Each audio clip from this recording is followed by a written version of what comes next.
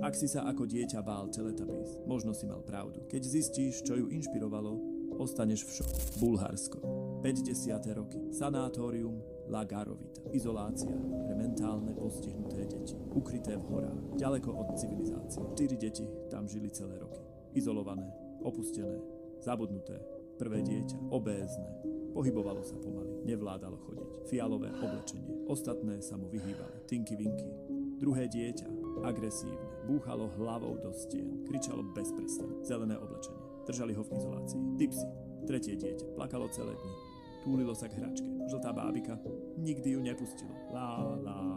Štvrté dieťa. Najmenšie. Najslabšie. Len sa vádalo. Červené oblečenie. Zabudli naň. Nemohli hovoriť. Len vydávali zvuky. Detská reč. Bublanie. Liečba. Pripájali elektrody priamo na brucho. Preto mali v rozprávke televízory v bruchách. Lobotómia. Vrtali diery do lebky. Zasúvali drôty. Anténa na hlavách. Žili v podzemných miestnostiach. Tmavé, studené, betónové diery. Nad nimi okrúhle okno. Dozorca pozeral dolu. Neustále. Tvár v okne. Slnko s tvárou dieťaťa. Rok 1984. Sanatórium zavreli. Deti zmizli. Niektoré zomreli. Nikto sa nepýtal. Rok 1997.